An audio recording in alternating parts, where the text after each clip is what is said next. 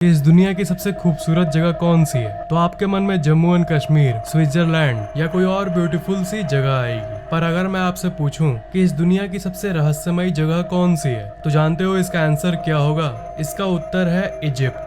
आज से करीब 4000 साल पहले इजिप्शियन लोग इजिप्ट में राज करते थे। ये लोग अपने समय में बहुत ही सुंदर कलाकृतियों का निर्माण किए थे, पर इन कलाकृतियों के साथ साथ ये कई रहस्यों को भी पीछे छोड़ गए। एलियंस का होना, पिरामिड का आसमान के तारों से अलाइनमेंट, पिरामिड के अंदर एक नेचुरल एसी होना जो कि टेम्परेचर को 20 डिग्री रखती है। ये सब ऐसी चीजें हैं जो आज भी वैज्ञानिकों को चैन की नींद नहीं सोने देती। सबसे बड़ा रहस्य ये है कि ये लोग ऐसी स्ट्रक्चर्स को कैसे बिल्ड कर लिए, और ऐसी स्ट्रक्चर्स मतलब यहाँ सिर्फ पिरामिड ही नहीं बल्कि और भी बहुत सारे अनबिलीवेबल स्ट्रक्चर्स के बारे में भी बात हो रही है। क्या इन स्ट्रक्चर्स को अकेले ही इन लोगों ने बनाया है, या फिर पिरामिड्स? इजिप्ट के पिरामिड्स ये मास्टरपीस है और ये दुनिया की सबसे फेमस जगहों में से एक है। पिरामिड को बहुत सालों से स्टडी किया जा रहा है, हर टेक्नोलॉजी से इसे समझने की कोशिश की जा रही है, पर आज तक इसकी मिस्ट्री किसी ने सॉल्व नहीं कर पाया।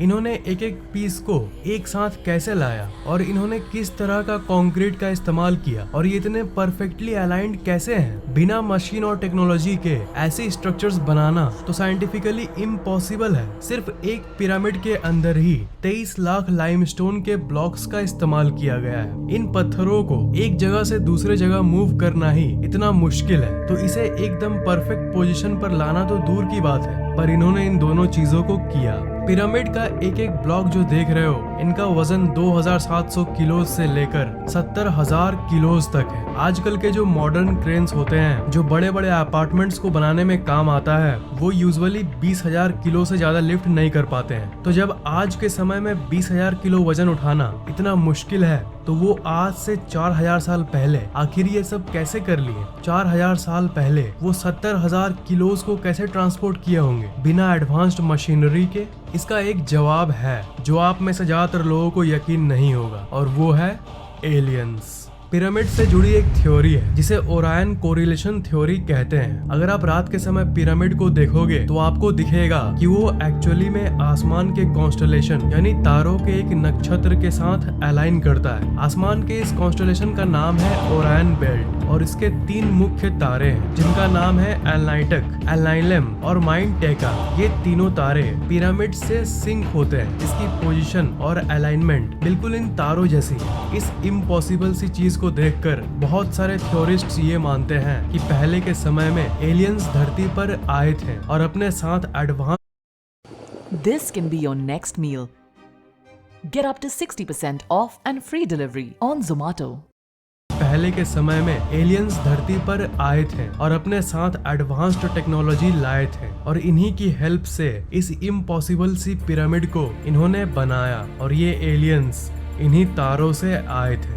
पिरामिड को एलियंस ने बनाया या इंसान ने, ये बात तो कोई नहीं जानता, पर एक बात तो श्योर है कि पिरामिड्स और दूर तारों की दुनिया का आपस में कुछ न कुछ कनेक्शन जरूर है। कुछ थ्योरिस्ट्स ये कहते हैं, जो कि मैंने आपको अभी बताया, कि ये एलियंस उन्हीं 3 तारों में रहते थे, और ये पिरामिड लोगों ने इनके साथ अपने कनेक्शन को दिखाने के लिए बनाया था। तभी रात के समय ऐसी परफेक्ट अलाइनमेंट होती है। टनल्स इन पिरामिड्स। पिरामिड्स हर एंगल से रहस्यों से भरी हुई है, पर इनके अंदर के टनल्स उनमें से सबसे बड़ा रहस्य है। पिरामिड में जगह जगह पर टनल्स बने हुए हैं, और पहले लोग कॉमन सेंस का यूज करके ये सोचते थे कि ये वेंटिलेशन के लिए बनाया गया होगा ताकि अंदर हवा घुस सके, पर इस बात को डिसमिस कर दिया गया, गलत साबित कर दिया गया जब एक रोबोट इसके अंदर भेजा गया। रोबोट्स ने कैमरा से ये देखा कि ये तो असल में बंद है, और हर टनल के अंत में एक बंद दरवाजा जैसा कुछ बना हुआ है। तो ये आखिर वेंटिलेशन के लिए कैसे बन सकता है? पिरामिड के अगर सारे चैम्बर्स की बात करें तो इसके अंदर टोटल 3 डिस्कवर्ड चैम्बर्स हैं। ये जो आप देख रहे हो ये है बेस चैम्बर,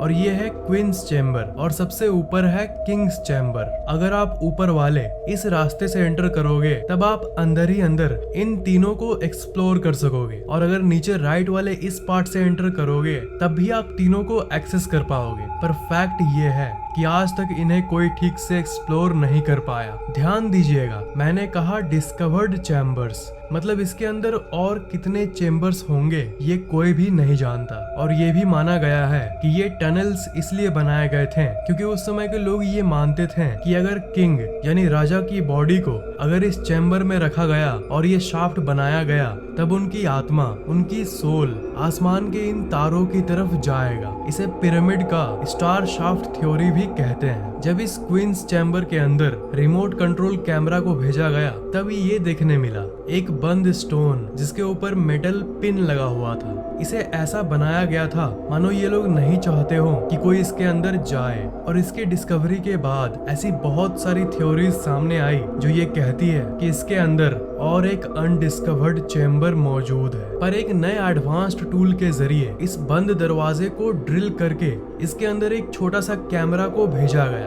तो उस कैमरे ने इस फोटो को खींचा और इसके अंदर जाने के पहले ही वो कैमरा एक रहस्यमयी तरीके से खराब हो गया और इसके आगे की एक्सप्लोरेशन अधूरी रह गई। और उसके बाद से वहाँ की गवर्नमेंट फिर कभी किसी को अलाउ नहीं की इस पिरामिड को एक्सप्लोर करने के लिए। पर पॉसिबिलिटी अभी भी है कि इसके अंदर और भी ऐसे कई टनल्स हैं जो अभी तक डिस्कवर नहीं किए गए। वो पिरामिड्स क्यों बनाए गए, कोई एक्सप्लेनेशन न होने के चलते आज तक तो यही माना गया है कि ये पिरामिड्स उस समय के राजा और रानियों के कब्र के पर्पस के लिए बनाया गया था।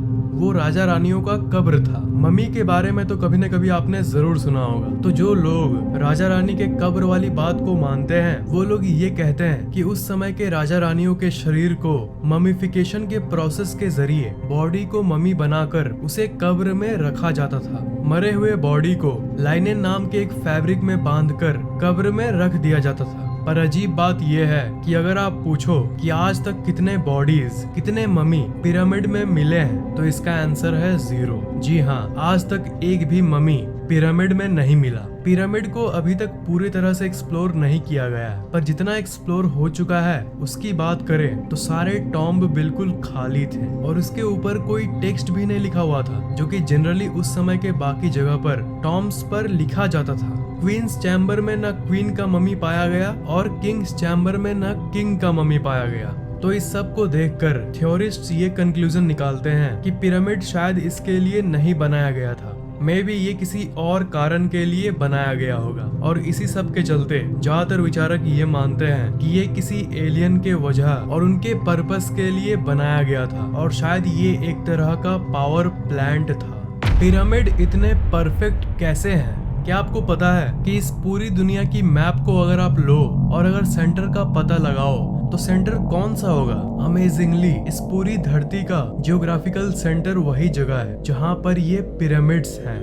हाँ श्योर, ये कंप्लीट कोइंसिडेंस यानी इत्तेफाक भी हो सकता है, पर ये मत भूलिए कि ये पिरामिड्स उस समय बनाए गए थे जब इंसानों को धरती के बारे में कुछ नहीं पता था। उस समय तो ये भी डिस्कवरी नहीं हुई थी कि धरती गोल है। जैसा कि आपको पता ही होगा, पहले के लोग ये मानते थे कि अर्थ फ्लैट है। तब उस समय ये लोग आखिर अर्थ के सेंटर को कैसे ढूंढ लिए। और एक चौंका देने वाली बात यह है कि इस पिरामिड का एक पार्ट एकदम नॉर्थ पोल के अलाइनमेंट में है। अगर इसके सेंटर से एक एरो निकाले तो वो सीधा नॉर्थ पोल पर जाके मिलेगी। बस कुछ किलोमीटर का सिर्फ थोड़ा सा ही फर्क है। पर आपको ये जान के हैरानी होगी कि आज से 4000 साल पहले लैंड मास जो था उसकी पोजीशन एक्चुअली थोड़ी सी चेंज हो गई है और टेक्टोनिक प्लेट्स हिल गए हैं। इसलिए जो थोड़ी सी फर्क है वो भी सालों के धरती की स्ट्रक्चर बदलने के चलते हुई है, जो कि नेचुरली होते रहती है। नहीं तो उस समय 4000 साल पहले ये परफेक्टली अलाइंड था नॉर्थ पोल के तरफ। पिरामिड स्टोन्स, आपको क्या पता है कि जिन पत्थरों से पिरामिड बनाया गया था वो किसी आम पत्थर से लाखों गुना ज्यादा मजबूत है। और साइंटिस्ट्स इस पत्थर को बहुत एनालाइज किए हैं। और क्या आपको यकीन होगा कि साइंटिस्ट्स को आज तक नहीं पता चला कि एग्जैक्टली ये है क्या। ये लाइमस्टोन की तरह है पर लाइमस्टोन है नहीं। साइंटिस्ट्स ऐसे पत्थर धरती पर और कहीं भी नहीं पाए। पिरामिड कंस्ट्रक्शन टेक्नोलॉजी, पिरामिड की कंस्ट्रक्शन की और सबसे अजीब बात ये है कि इन्हें बनाते समय ball and socket construction type का इस्तेमाल किया गया था। बॉल एंड सॉकेट एक ऐसा मेथड है जो कि हीट एक्सपेंशन झेल सकता है, यानी गर्मी के चलते जब पत्थर थोड़ा बड़ा हो जाता है उसे भी ये झेल लेता है। और ये ball and socket construction type actually में अर्थक्वेक यानी भूकंप को भी झेल सकता है। सोचिए, शॉक प्रूफ टेक्नोलॉजी, वो भी 4000 साल पहले। Natural air conditioner inside pyramid. Egyptian desert जो है, जो कि पिरामिड के करीब है, वो बहुत ही ज्यादा गर्म इलाका है और गर्म हवाएं वहाँ चलती रहती है। पर इन सब के बावजूद भी उस समय पिरामिड को ऐसे बनाया गया था, एक ऐसे रहस्यमय तरीके से बनाया गया था कि चाहे बाहर की टेम्परेचर कितनी भी हो, पिरामिड के अंदर की टेम्परेचर कॉन्स्टेंटली 20 डिग्री सेल्सियस रहती है, जो कि धरती के सबसे comfortable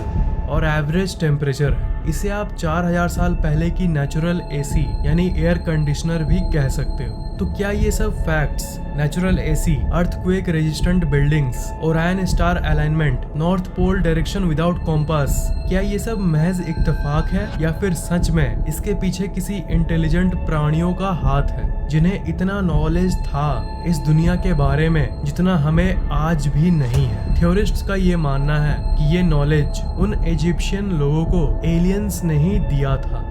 alien drawings in Egypt. Egypt में जितने भी घूमने वाली जगहें हैं उन सब में आपको ऐसे ऐसे ड्राइंग्स मिलेंगे। इस ड्राइंग के अंदर आपको कुछ दिख रहा है? जी हाँ, ऐसा लग रहा है कि ये कोई एरोप्लेन का ड्राइंग है। और कई जगहों पर तो लिटरली ऐसे ऐसे कार्विंग्स बने हुए हैं जिसमें आपको ऐसे क्रीचर्स देखने को मिलते हैं जिनकी बड़ी आंखें हैं, बड़े सर हैं और हाइट छोटी है, बिल्कुल एक मॉडर्न एलियन डिपिक्शन की तरह। इस कार्विंग को देखो, इसे देखकर आपको किसी की याद आती है? ये एक्चुअली एक मॉडर्न एलियन स्पेसशिप की डिपिक्शन है। इसलिए कुछ लोग ये भी मानते हैं कि इन पिरामिड्स को सोलली अकेले ही एलियंस ने ही बनाया था और इसमें इंसान का कोई हाथ नहीं था। ये थ्योरी कितनी सच है इसका अंदाजा तो एक्यूरेटली कोई नहीं लगा सकता।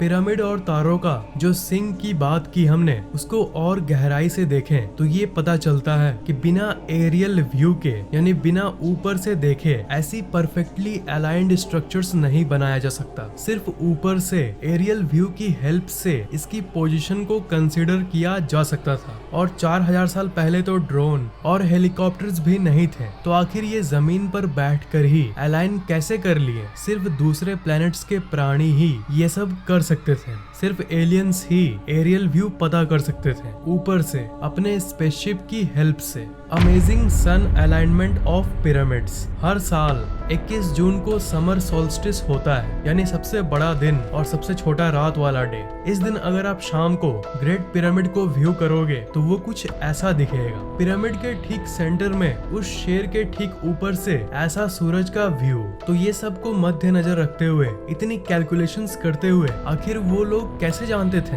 एक चीज इत्तेफाक हो सकता है, पर ये स्ट्रक्चर्स इतनी सारी इत्तेफाक अपने अंदर रखती है कि इसे हम इत्तेफाक नहीं कह सकते। ये श्योरली बनी बनाई योजना थी। तो इसलिए ज्यादातर थ्योरीज ये कहती है कि उस समय दूसरे दुनिया के एलियंस ही इतने कॉम्प्लेक्स कैलकुलेशंस कर सकते थे। उनके पास ऐसी नॉलेज और ऐसी टूल्स थी जो आज के आधुनिक साइंस के पास भी नहीं है। Dendera light. इजिप्ट में एक डेंडेरा नाम की जगह है। वहाँ पर एक टेम्पल यानी मंदिर है जिसका नाम है डेंडेरा लाइट कॉम्प्लेक्स। इजिप्ट में रहने वाले लोगों ने इस टेम्पल को अपने एक भगवान के लिए बनाया था जिनका नाम था हैथोर। और ये मंदिर इजिप्ट के सबसे रहस्यमय मंदिरों में से एक है। इस मंदिर के मैप को देखो, यहाँ पर आप एंट्रेंस को देख सकते हो। तो इस मंदिर का आधा पार्ट पहले सैंड से ढका हुआ था, पर 1850 के आसपास इस कॉम्प्लेक्स को पूरी तरह से साफ कर दिया गया और उसके अंदर से बहुत सारे दफन हुए राज सामने आए। जब उस एंशिएंट रूम को पूरी तरह से क्लीन कर दिया गया